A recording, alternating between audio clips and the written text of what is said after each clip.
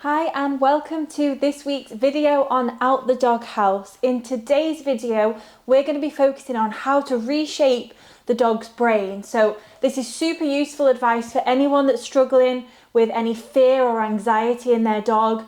If their dog doesn't like doing something or is maybe afraid of something, I'm going to be using an example of something that Chase is not very confident with, in how I can build up some training to help reshape his brain. Now, what's really important is to avoid luring in situations like this. You will see in a previous video I did some work on Chase's fear of the harness, and through that video I used a lure to put Chase's head, or encourage him to put his head through the harness, and did lots of repetitions until he got more comfortable. Now I'm going to be showing today this process using a harness again. It's a different harness, it's for canicross running.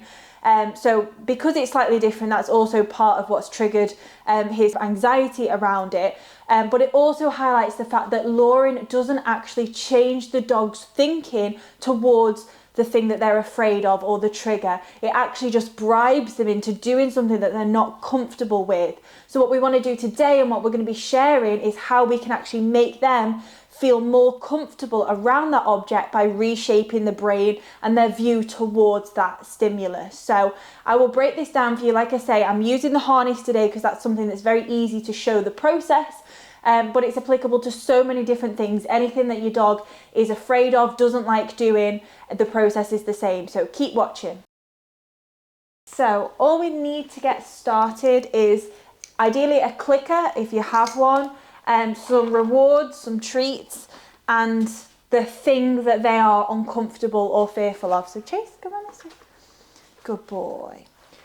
So you can see straight away, if I kind of put this round, he's not really sure. If I was to go and put that onto his head, he would back away. So that is what we're working with, and that is Chase's response. Now, depending on how he feels that day, his level of anxiety, maybe how full his bucket is, if there's been other things that have maybe stressed him out, or even how hungry he is, to how much he knows that he will kind of put up with something for a reward. Depends on his reaction level to something that he's afraid of, like this harness.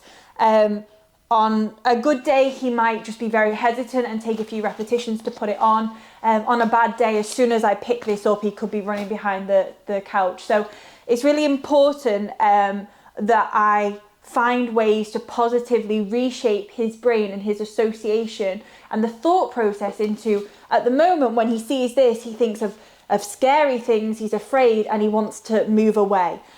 So as I mentioned previously, one technique is to just hold some food and lure their head through it. Now that can be effective, and you'll see in the previous video, eventually it was, but it hasn't been sustainable. It hasn't changed his outlook to the scary thing. It's just made him, if he really has to, and if the food is good enough, then he'll put his head for it. Again, that's another issue with luring, that over time, or maybe if they're not super hungry that day, or the treats, you know, they might test and see whether they can hold out to get even better treats. It becomes a lot of bribery, and that's not what we want. We want to change. I want to change Chase's outlook so that he sees this and his response isn't to move away. Now, what's really important, and again, this can be applicable to any other stimulus or any other trigger that the dog is afraid of, we need to really break down that thought process. We need to be thinking in our head, what is the current response and what is the current reaction? So at the moment, as you can see, he's backed away towards the camera. When I lift this harness up, Chase's reaction is to move away. He wants to create a distance between himself and the thing he feels uncomfortable with. Now, this could be a harness, it could be a car, it could be another dog, it could be anything. Now what I want to do is change that response and change that reaction by building positive associations when he doesn't do that. Now I need to find a way to create or to manipulate the environment with the harness so that he doesn't give that reaction. I need to make it as easy as possible for him to not move away when this is present. And then when he does the correct choice by not moving away, I can reward that. And over time, that's when that reshaping of the brain and new association starts to come into play. So Something I've also tried previously instead of luring was to have Chase target the harness. Now, that might be effective for some things, and it was effective again for a short period of time. So what I would do, Chase knows the touch command and he knows to touch an object with his nose. So if I gave him that cue, he would touch, I would click and then reward. Now the idea there, I was trying to get him comfortable and to promote positivity for coming towards and touching the harness. That's obviously the opposite to what his natural reaction is, to move away. What I was finding with that process, and what I think is slightly flawed there, was I was finding he was coming towards and he would target, but he'd be very hesitant. So he would move, he would quickly touch and then back away. He knew what he needed to do to get the treat, and he was willing. He wasn't, I guess, so afraid that he wouldn't come near it. He would touch it for a quick second to earn the reward, but his body language was still telling me that he was very uncomfortable doing so. And that's not really helping reshape. That's teaching him, look, if you put yourself in an uncomfortable position very briefly, then I'll reward. And what I actually want to do is start to reshape the brain and his thought process so that he doesn't feel uncomfortable. So I need to make it easier for him to be comfortable around this. Okay, so what I'm going to be trying instead is to give him a cue or a command that he finds very easy to do. And then what I'm going to start to do is touch and make movement and go to pick up the harness. And if he holds the position that I've asked him to do, then he gets a reward. So that's very simple. That's even easier than asking him to just touch briefly. I'm actually asking him, don't worry about the harness. Hold a position that he knows very well, that he's very comfortable with, something like a sit. If you hold that position and fight the urge to move away, then that's where we can reward and we can start to build up so he knows, okay, actually, I don't need to move away from this object. All I need to do is stay comfortable and trust, and I'll take care of the rest. So that is what we're going to be trying now. So to start with, I need to make this really easy for Chase, as easy as possible. And depending on the dog's current reaction or response and fear level to the stimulus and the trigger, depends on kind of how small a step you need to start with. So whatever the process is, whatever creates the fear reaction or response, we want to find the smallest way that we can introduce that stimulus in the tiniest possible way without having the reaction. So what I'm going to do to start with, I'm going to actually move it completely behind my back, and then I'm just going to get him a bit more comfortable in these situations. I'm just going to scatter feed around here just so he's aware it's around, but he doesn't need to worry about it just yet. I'm just trying to create him a little bit more comfortable. Okay, good boy. And then I'm going to ask him to sit. Good boy. And then I'm going to reward in position. So I'm going to just move this slightly closer, but that's, so I guess, again, so this is the easiest way I can make this, break down this trigger for Chase right now, is having it on the floor. I'm not touching it. I'm not asking him to interact with it. And I'm going to ask him to sit. And then I'm going to reward. Something very easy that he feels comfortable doing so that I can reward him quite quickly for that. You can see he's keeping his distance still because he's very aware that the harness is out, and that's why this is still working towards that end goal. He's definitely aware the harness is around, but he is happy to sit from a short distance and hold that position. Good boy. Okay, so the next step, so I'm going to have some food in my hand. Again, I'm not luring, and what I'm going to do is go to just touch and then, sit. So I don't want him to break the position. So I just need to make sure that when I deliver the food, he can keep in that position as he's taking that food from me. And I'm just going to touch it. I'm not even picking it up. And then I'm going to click so he knows by holding that position when I've touched the harness, that is what I'm looking for. So again, this is the next step. So the first step was, can he sit in a position while the stimulus is around? The next step is, can I interact or very briefly touch the stimulus and him still hold the position? This is much more positive. than him running away. And what's really important here is he's thinking, he's using his brain, and this is why this is so much more effective than luring through any kind of fear-based training, because when I'm luring the food, he's not really thinking or making the choice. He's being bribed, and he's just, the food, his need or drive towards the food might counteract his fear, which if it does, okay, fine, you know, at least you've been able to overcome that situation, but we're not actually helping him make that decision and feel comfortable in the presence of the thing that's worrying him. So I'm going to try that again. I'm just going to pick up the food. I'm going to ask him to down. And I'm going to go to touch it, and then I'm going to reward him for not moving away. Great, good boy. I'm going to ask him to sit. Good boy. Good boy. Oh, sit. Good boy. So this, as well as obviously the training that we're doing today around the fear-based training, this is also good just throughout. Whenever you're doing any kind of training, it's important to kind of keep the basics in mind. So here, this is an opportunity where he keeps breaking position to come towards the food, and I'm pulling away and making sure that he knows to hold the position that I've asked him to sit or lie down and stay in that position until the reward's delivered to him. Good boy. So you can see I can lift the harness all the way up then. He looked at it and he thought, do I need to be worried about that? Am I happy sitting in my position and proceeding with training? He's made that decision. Yep, I'm okay to stay. Good boy. Spin.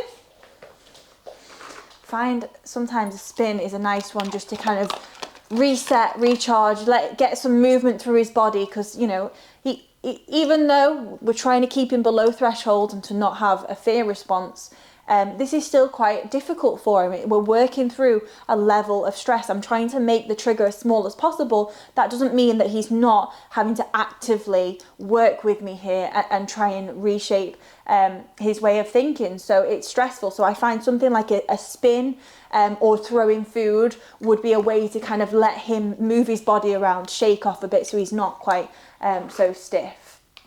Spin. Sit.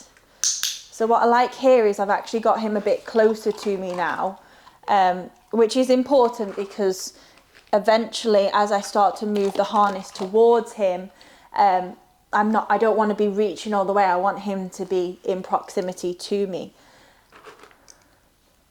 So again, because he's closer to me this time, the criteria has become harder. He's closer to the stimulus, so I've made that easier. I've taken it a step back, so rather than picking the harness up, I've just gone back to touching it and then clicking if he holds position. So it's important that we're constantly aware that if the environment's changing, we need to adjust the criteria that we're setting the dog to. We're still setting him up for success. So I'm just gonna, move that around, and there was no reaction there. He was happy to hold position. Good boy. See if I can get him to move this way. Spin. Sit. Good boy. I've touched it. He's looked at the trigger, so he's aware, and he's making the decision, I'm going to hold position. So I'm going to pick it up. Good boy.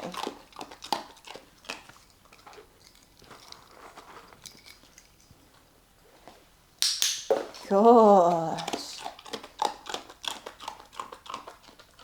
Down. So I'm just going to change position there, just so he understands that this isn't about necessarily just the sit. This is about no matter what the harness is doing, if that's moving around, all he needs to worry about is holding position, and I'm building his confidence with having this around, and he's happy to still be in a positive mindset. If he was completely stressed and, you know, full of anxiety and fear in this moment, he wouldn't be able to respond to the cues that I'm asking him to do. So this is good feedback to me that I'm keeping him below threshold, that he's able to still work through this. It's a challenge and I'm testing him, but I'm not taking it too far to where he can't respond, he can't sit, he can't do a simple lie down. That would tell me that I've taken things too far, too quickly.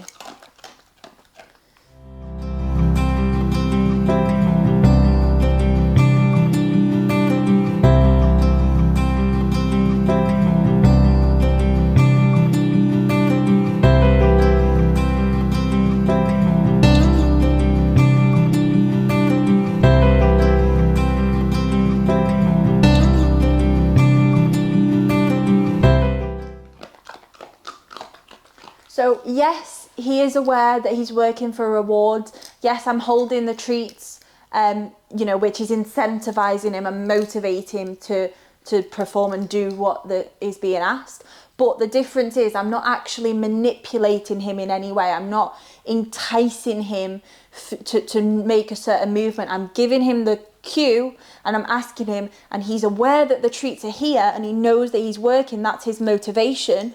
Absolutely, you know, it'd be impossible to try and get him to face something that he finds so difficult, like a fear trigger, without any kind of positive motivation or reward. So absolutely, you need to have these positive treats available and close to you and possibly even in your hand, but I'm not actually you know, manipulating by making him follow his nose through the harness, which, you know, would be a law, which isn't asking him to think about what he's doing. It's asking him to just follow his nose instead of letting his brain do the work. Good.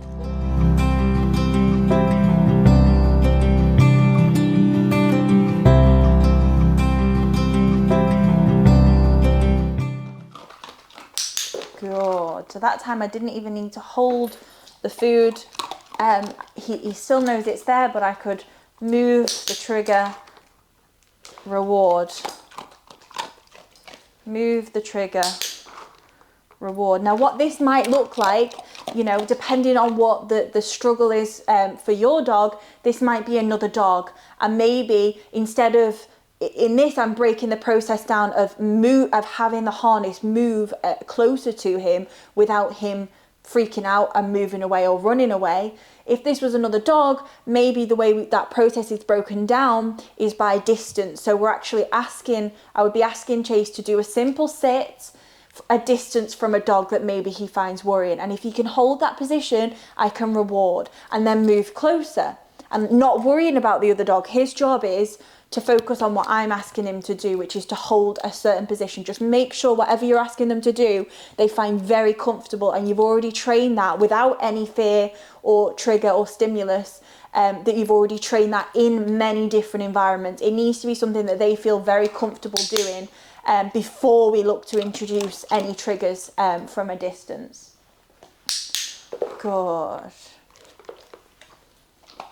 So I'm going to move this even closer. Oh, so what happens there? He moved away, he broke criteria. So I'm going to ask him to sit again, and then I'm going to move it closer, and then he gets the reward. Sit. Good.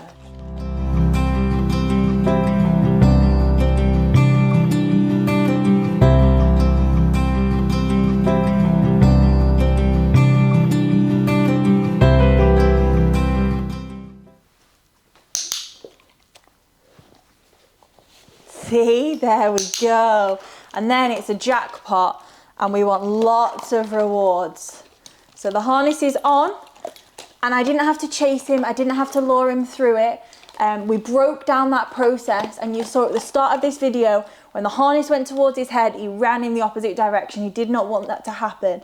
By breaking down what was causing that reaction, he was worried about having the harness come towards him. It was intimidating him and having to put his head through it. So I broke down that movement in as small as possible. We started by just touching the harness and rewarding if he held position. Then we would lift it up slightly, reward if he held position. Then greater movements, reward. Move it closer to him, reward. Have him nearer to me while I'm moving it around by him, reward if he held position. Eventually, he understood the task, put it over his head, no fuss, reward, jackpot.